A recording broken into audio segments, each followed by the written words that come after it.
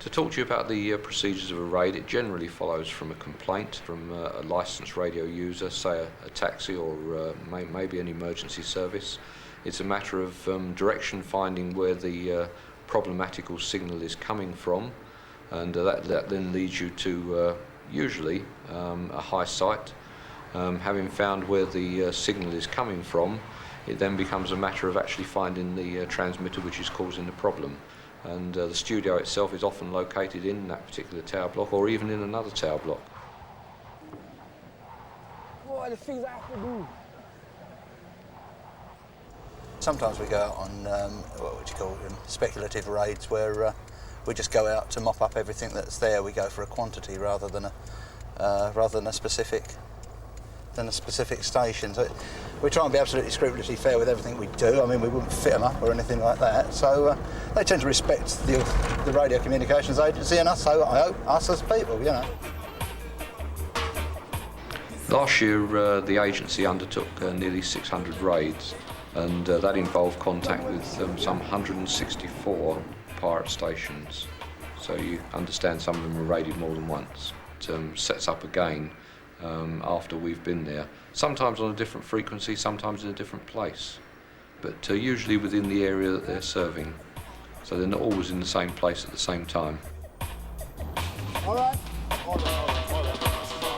Yeah, well, to me, I'm not really taking no risk, because what will really happen at the end of the day is the DTI will come, they'll take the equipment away, and I'll go to court, and you know, it depends, I'll get fined or whatever, but I've been fined already, and I still continue to do it. I've been fined more than once, and I still continue to do it because I just like doing it. Something I like doing, man, because I know it keeps my people in the community together, and that's very important to me, to just keep us, because we're a very close-knit community.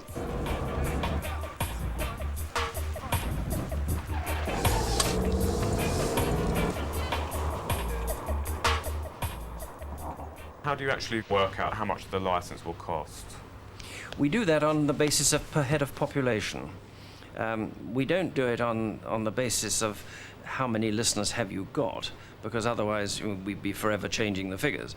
We work on the principle of how many listeners are there in the area who, if you were successful, you could get. And so that's so many pounds per 1,000 head of population. And it's £3 per 1,000 for the first 100,000. After that, it changes on a graduated scale. It's probably £4 for the next so many thousand, and so on, until you get to the really big stations like London, where the figures are significantly different.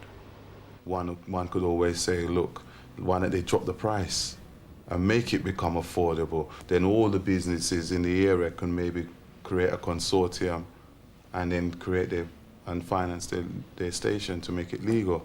Yeah, you can argue that, but the authorities, they're looking at it from one point of view, pounds. They just want pounds. Once they got pounds, you know, they're all right, you know, you understand? And that's basically what it is. So people from small communities, they're gonna find it very hard to get a legal station, man.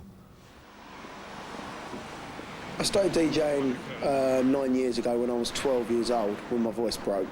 I've been doing that ever since, never been able to get out of it. We're getting over 200 calls in 2 hours. We're getting 100 calls an hour saying, you know, you're doing a good job, keep it up. Can you say hello to my cousin, my aunt, my granddad, anything.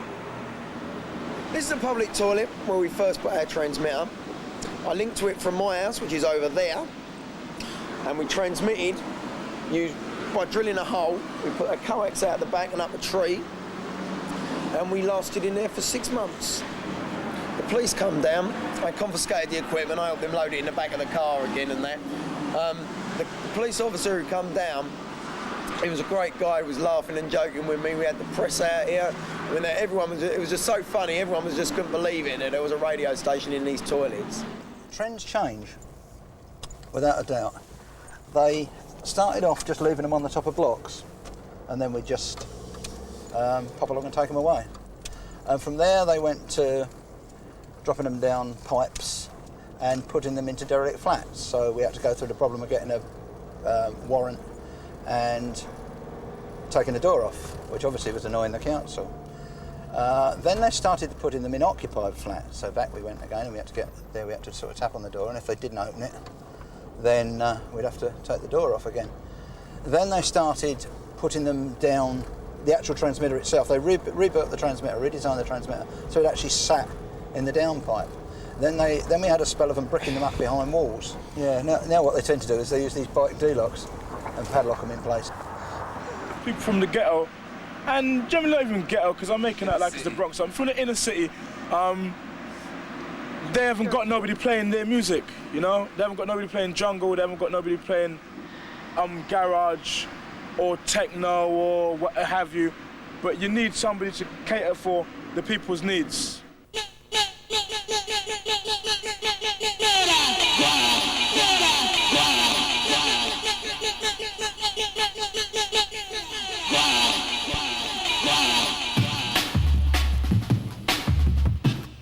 Yeah, well, we played jungle, drum and bass, breakbeat, a bit of garage now and then, some hip hop as well. Play like dance music and that. Jungle music, well, started from hardcore really. It's made up of breakbeats and that. A bit of ragga samples, soul samples, hip hop samples. It's made up of many different styles and that.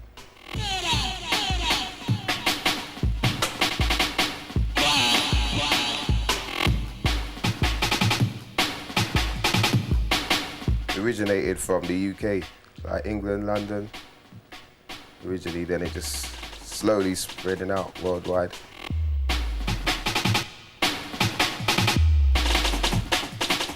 Well, I get a lot out of the music because I enjoy it a lot. I enjoy going to clubs and raving and that. See a lot of people, it's all right.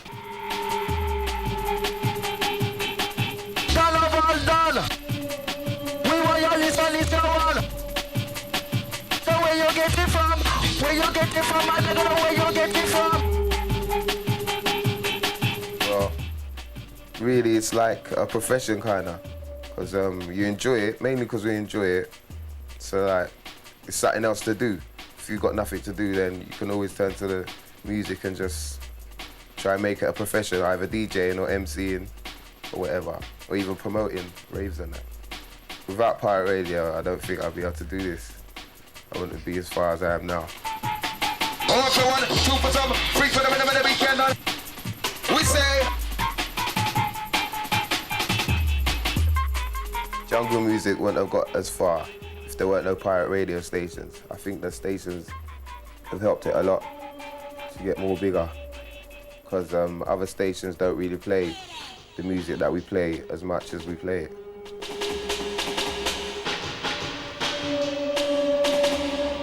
Kids can't play 24 hours a day, 7 days a week of jungle music because there isn't the audience there. There isn't an audience there to actually sustain a station of this size, a licence of this size. I mean, we've got all restrictions in our licence that says that we're not allowed to play too much reggae and we're not allowed to play too much of this and we can only play the X amount of that. There is a need for stations that just play jungle or stations that just play ragga or reggae and ragga and two-step. There is a type of need for that. I believe that if we open it all up and say, okay, there's a license for that area, and you play just that style of music. You don't play wide, but you play just that style because that's what that's what you're doing as a pirate. And you pay this amount of money because it's a smaller tier. Then yeah, let's go for that. Let's do something like that. But let's make them pay as well. And that's we can all live off of that. We can't cater for a situation where the listenership is low because it's specialised. I think probably if it's just due to poor performance, then that's not our problem, that's the problem of the station, and they should put that right. If it's not down to poor performance, but the music is for a small audience? Well, we have to base it on a stable datum point, and the datum point must always be the potential listenership. And so if reggae is not as popular in a particular town as is country and western or top 40 or adult contemporary, I think that people just have to live with that problem, that if we can't work out the relative popularity of reggae versus adult contemporary or top 40, it's not possible, and it's always changing.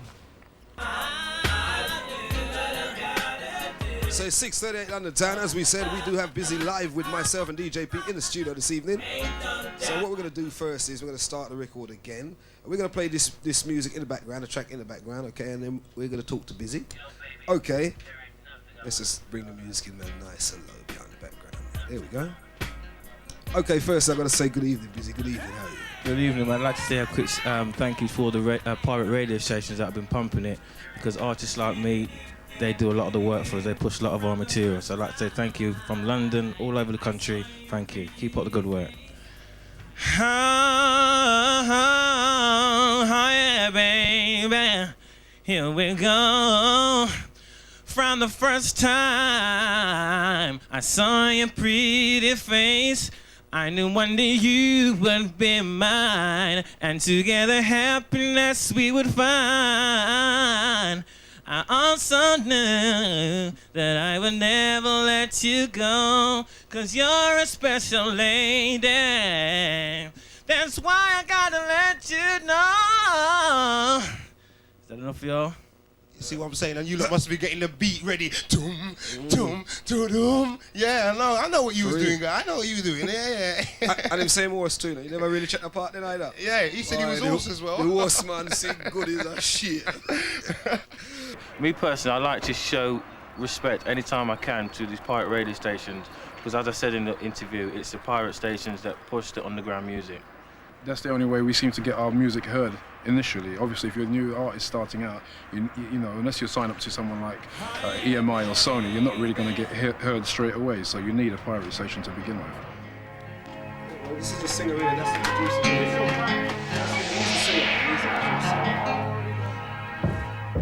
Yo, baby, there ain't nothing I would do for your love.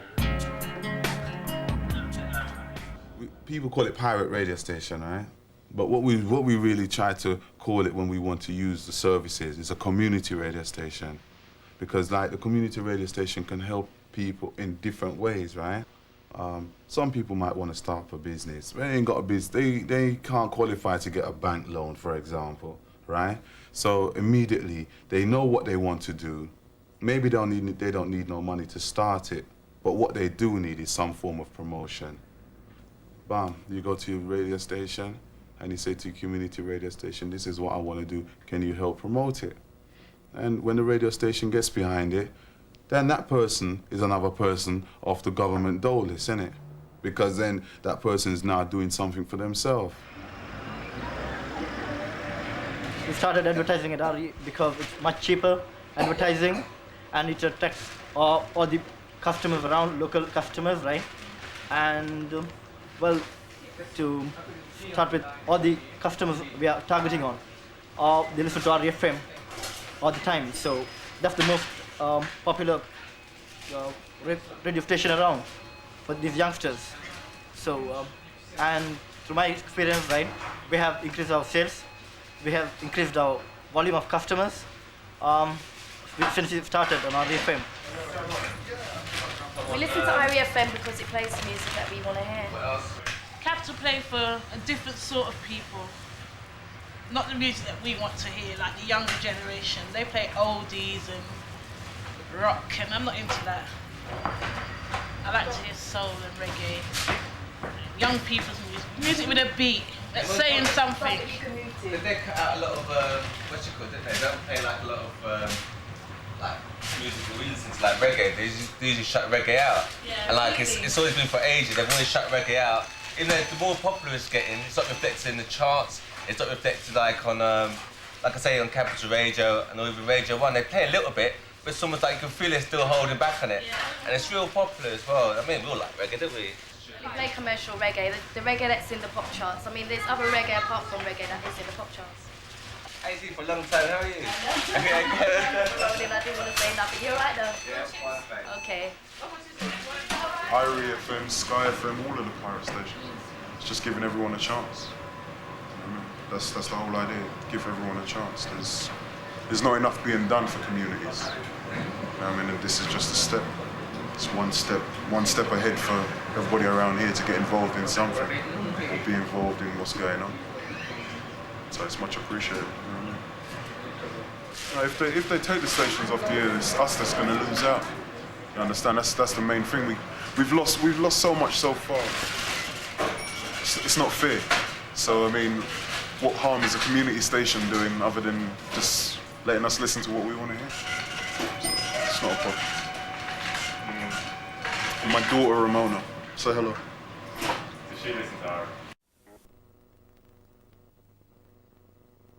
Yeah, I started doing it when I was about 21 years old. I started off on a station called Traffic Jam, which was my friend's station. He had a little, like a pirate thing. It was like just a little room, a cupboard sort of thing, you know, but it was transmitting to people or whatever. And he asked me if I'd like to get involved in it, man. So I tried it, but first I was a bit reluctant because I didn't really know what was going on. But then we got a telephone and it started to ring quite often, man. And I found out, well, there's a lot of people in the community and that are listening to this station. So after a while, man, I found out, well, community stations were really popular because it's about a music thing. We play the music people want to hear. We tell them what's happening in the community. They ain't going to know what's happening in the community unless they sort of hear it on a pirate radio station, because we might have a little community newspaper, but that's not really telling the people everything that's happening in the community. Save our nurses, it says. I'll tell you some of the reasons why, yeah? Voluntary nurses, Brent Council will no longer provide any grants to voluntary nurses, and nurseries say that this will mean closures for most nurseries. How can anybody say that pirate stations are crack-related? Crack-related in what way? You see, when people sometimes have this opinion, yeah? If you catch one person doing something, does it mean that everybody's doing it? I mean, we don't tell people to go and buy crack. We don't tell people to go and smoke it, you know? Our station has a policy, we don't play gun records. We don't play records that tell people to shoot people. So why are we going to go and tell them to buy drugs that's killing? And furthermore, the drugs are just killing off the people in our community. It's all good and well, a big radio station that's legal, trying to get a point over to the nation. But when it's community-based, it's like a more homely thing, you know? I mean, it doesn't make sense me watching TV and watching an MP talking, but if I see somebody from my area who I feel more closer to saying the same thing, I'm going to take more notice of him. If you have 20 DJs, all 20 DJs put together most probably know the large majority, the majority part of the community. If you've got 20 DJs on your station and they're from the community, you've got the majority of the community together. We are getting the listener, we are making people happy. That's right. If we're legal, we'd have to change because we are not pirate anymore. I don't want no drastic change that then we start sounding like a legal. I agree with you, because here right now we're dealing with the ghetto crew, right? If everybody is in the ghetto and coming from the ghetto and they talking about the thing that they see on the street when they come into their show or the things they do last night, obviously that's the way the station is going to be unless somebody get rid of that person. Certain times when the DJ's on the station, yeah, and everybody talks English. Certain times they want to let up a yard fight, you know. Alright, if we get legal, would that be acceptable? What's that? If you're talking street talk, right, with a bit of knowledge, then obviously you could do it. He's right in what he says there, because you see, like with Come Out the Beat, when he first started doing legal, yeah, they wanted to give you English lessons. You know what I mean? Because they don't think you know, words like ting and dat, them words there are not English. Well, you see, them kind of words is making man ghetto man listen to Irie. Yeah, but you see, I don't think so. You know, I know, here's the thing though, Lloydie, you're saying, yeah, it's nice. You're saying it's nice. But when we get legal, is the legal man up there, so is he going to say, the man who's going to give you the paper. You're talking about God? No, man. The man who's going to give you the paper for us. What, the radio authority? Yeah, is he going to say, hey, you see that? No. Because he can't tell you. I don't want that. You lot's got to look and say, no, this is the ghetto crew, saying we're keeping it as it is. I think what the guys are trying to say, are we going to be speaking a language that nearly everybody can understand, or are we going to speak a language that, like David Jameson, that nobody understands? With the people we deal with, they appreciate that we have a job to do, and it's a different kettle of fish, if you like, if they lose their equipment to another rival station, because that often happens quite a lot. But I think they tend to respect that if we take it, it is a fair cop, if you like. Do you enjoy your work? Oh yeah, it's a very enjoyable job. It's a challenge. Yeah, you never quite know what you're going to meet from day to day. You go to all sorts of places, meet all sorts of people. Yeah, it's great. There's a certain amount of contact between yourselves and the pirates. There has to be. You meet from time to time, and it's not without its odd moment of humour. The odd Christmas pie has been left, the odd Christmas card has been left, and dare I say both ways. Yeah, it's not without its human side to it. Because we've got loads and loads of tunes to squeeze in. Lovely, I've got to say it, thanks to Annette. Right, she went out and got me a paper very quickly and threw it into me and said, yeah, look, you can't do a show without a paper, man, you can't. Anyway, I found something quick, right? I know this ain't funny, but I thought, boy, just because I'm skipping through the paper and all that, a zany performer by the name of Mr. Stan Muller, 42, who ate broken bottles, broken bottles for a living, choked to death in USA. No, I shouldn't have said What's he doing eating broken bottles, for goodness sake? That's not good. It's not funny, but God. I mean, come on. What, he's surprised that he's choked, is it? Or what? Anyway, 17 minutes past the hour of 5 o'clock. It's the drive time. Love and understanding. That's all we want for a true relationship. Oh yeah. We don't have to fuss and fight. No, baby. All we need is love and understanding. Let's sit down and talk about the problems. Cause there is somehow, some way, yes, you know we can solve them. Oh yeah. Well, why the pirate stations are vital in England, you know? They play a lot of reggae, conscious reggae. You know what I mean? A lot of young artists that who don't get the opportunity for their songs to play on big stations. Understand me? So, you know, the pirate stations are essential, like the London Irie FM, you know? It's for them, it's main one in London who boots reggae music to the max. You know what I mean? And reach out to the people in the ghettos. You know? The music is one of the most important thing right now. Right? That's leading the people to the right way, to the righteous way. You understand me? Oh mine. Non-stop, non-stop. Non-stop loving tonight. I feel my work is similar to a day's fishing. Some days you can be very successful. You can get one studio, maybe two studios. Other days you just have the odd transmitter. But it does vary day to day. The type of weather, what people's habits are, what they're doing, and if they're where we're about. We have certain records that the lyrical contents are very contentious. How does that affect you? Good evening, gentlemen. I am no prude, but I cannot condone it, I'm afraid. I would lie in bed listening to it.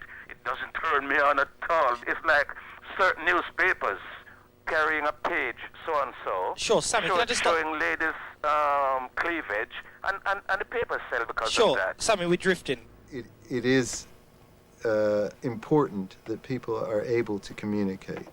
Radio gives people the vehicle to use their imaginations while they're listening, to actually listen and take in the message. With television or film, it's presented to you on a plate. You do not use your imagination. You do not think. You're actually watching the fait accompli. And what about the rest of the legal stations, the commercial stations? On the whole, the legal stations and commercial radio stations are geared to, in inverted commas, commerciality, into making a lot of money, as much money as possible. So that they will go for the common denominator, very much like the tabloid press or whatever. They go for the common denominator. It doesn't bring in the peripheral activities or peripheral communities. It doesn't address those other markets that are out there and are just as valid, but are not as commercially overall viable because of they don't present a mass market, and that's where they fall down. That's where the pirate radio comes into its own, because it addresses a small but very, very potent niche market, which has a need. We have the thing called the watershed for TV programs that only after a certain amount of time that certain records or TV ads or films can actually be shown on TV. What would you believe? Oh, You see these Mercury people. Look, when you're phoning up on your Mercury, make sure you've got a good battery. Make sure it's charged up properly. We like pirate stations, man, because it's all about us. We've got to help ourselves. If we don't help ourselves, who's going to help us? You know, we've been asking for help for a long time. They gave a couple of licenses out. It wasn't what we wanted. So therefore, we decided to help ourselves. I don't think there's nothing wrong with people trying to help themselves. Generally speaking, if there were not a sanction there, then of course it would get out of hand. And people would be pirating the airwaves and illegally broadcasting copyright material which they should be paying for.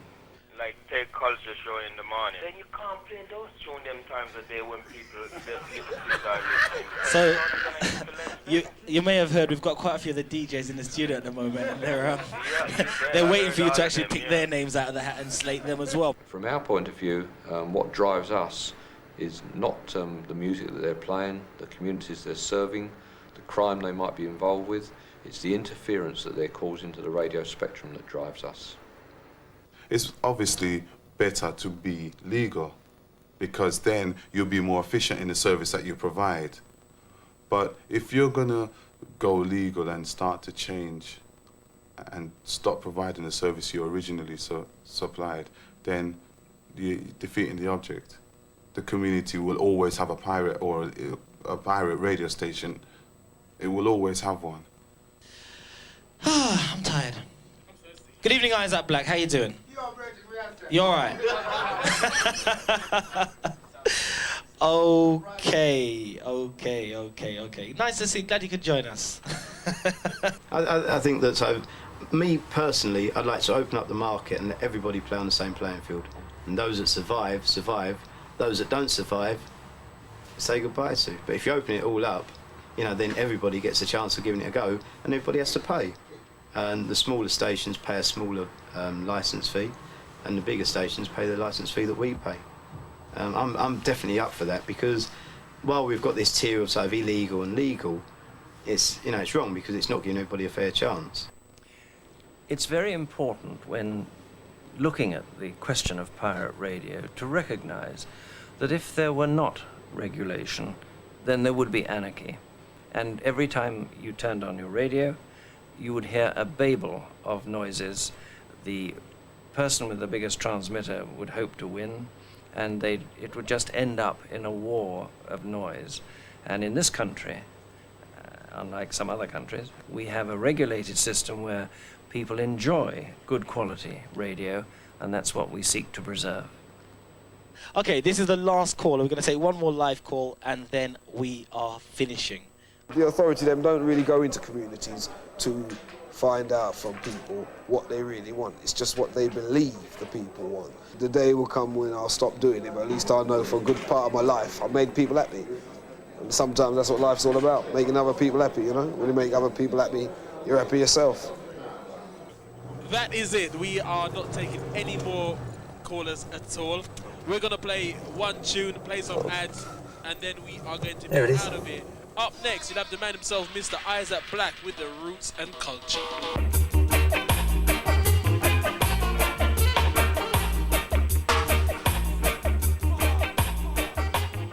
Azimuth next reports on the research of John Randy, who believes paranormal talents are a bag of tricks.